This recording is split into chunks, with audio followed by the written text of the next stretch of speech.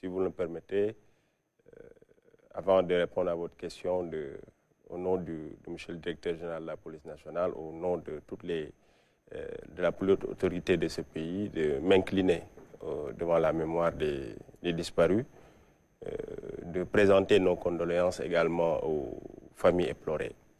Alors, pour en venir à votre question, je voudrais, avec votre permission, ne pas violer le secret de l'instruction et le secret de l'enquête, parce qu'il y a des faits pour lesquels l'enquête, ou en tout cas les enquêtes ont été bouclées, et les personnes ont fait l'objet de déferrement devant les parquets compétents. Alors, pour les autres affaires, elles sont encore pendantes devant les services en charge de l'enquête, donc je ne voudrais pas torpiller l'enquête, je ne voudrais pas entrer dans les détails de l'enquête. Mais ce que je peux dire, c'est qu'aujourd'hui, nous avons constaté depuis, en tout cas au courant de cette semaine, quelques faits liés à l'insécurité de manière globale et qui ont entraîné des morts d'hommes, ce qui est déplorable.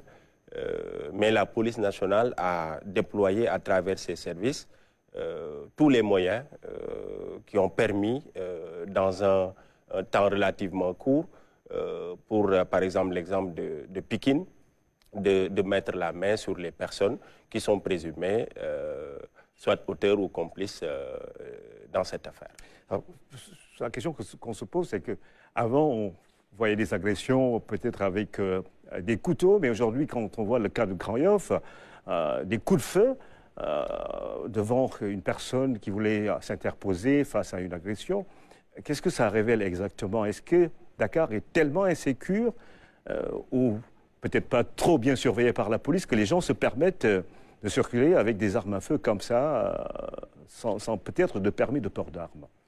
Alors, comme je l'ai dit tout à l'heure, je ne voudrais pas trop m'avancer sur les considérations liées aux circonstances de l'affaire de Grand Yoff. Pourquoi? Parce que j'ai dit tout à l'heure que l'enquête ou les enquêtes sont en cours. Mais ce que je peux dire concernant cette affaire, c'est que cela pose véritablement la question de la circulation des armes, que ce soit les armes blanches, que ce soit des armes à feu au niveau de notre pays.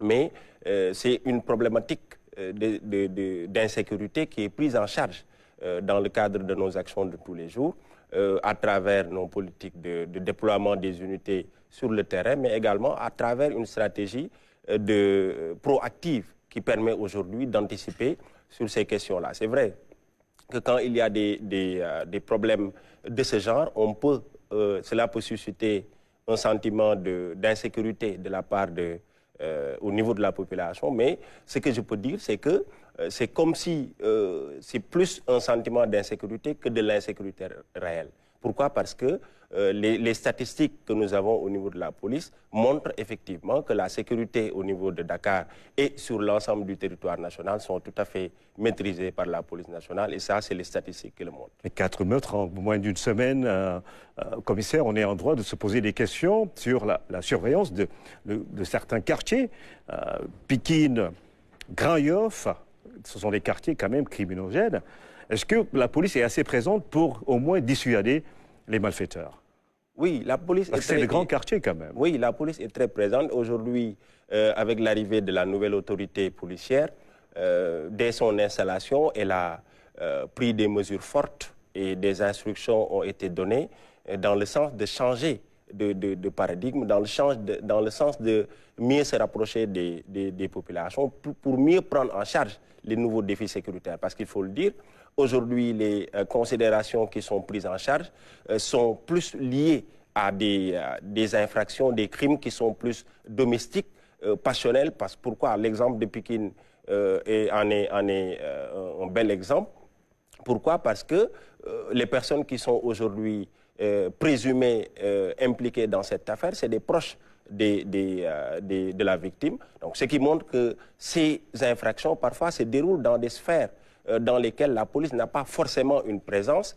Donc, ce qui fait que ce que la police peut faire, c'est, au-delà de l'aspect anticipation, c'est de faire l'effort de d'élucider et dans les meilleurs délais. Et c'est ce que nous sommes en train de faire à travers cette affaire.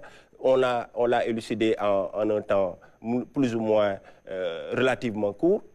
Et les autres affaires également, par exemple l'affaire de de Yeumbeul.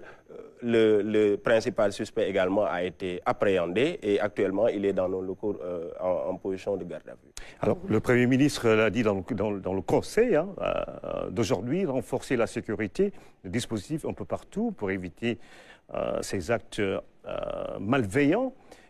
Que fait la police pratiquement la nuit à Dakar pour surveiller certains coins et assurer la sécurité des populations?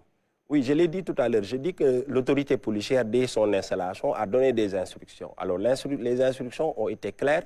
C'est d'être dans l'anticipation, c'est d'être proactif. Alors, comment être proactif? Des opérations de sécurisation, elles sont menées tous les jours, de jour comme de nuit. Que ce soit des opérations des patrouilles qui sont pédestres, des patrouilles motorisées. Mais au-delà de ça aussi, il y a une présence policière marquée au niveau des grands axes stratégiques, au niveau de certaines zones qui sont jugées criminelles. Mais au-delà de ça également, il y a l'action de police judiciaire qui consiste à faire en sorte que lorsque ces faits se commettent, que dans les délais impartis, que l'on soit en mesure de les élucider. Et aujourd'hui, figurez-vous que le taux d'élucidation des infractions, en tout cas dans la zone de compétence de la police, sont de 99%. Ça veut dire qu'à chaque fois, quand il y a des crimes domestiques ou des infractions qui se commettent à l'intérieur des maisons ou parfois dans des circonstances assez douteuses, dans un temps relativement court, la police fait l'effort d'élucider l'affaire, de mettre la main sur les infracteurs et de les traduire devant la justice. Sans doute, vous ne voulez pas dévoiler votre stratégie, mais le constat est là, les agressions se multiplient à Dakar.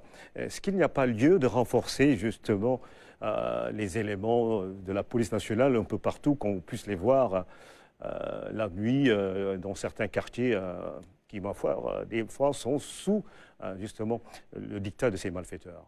Oui, ces derniers temps, là, beaucoup d'efforts ont été faits par les pouvoirs publics pour renforcer davantage la police nationale, aussi bien en moyens humains qu'en moyens matériels.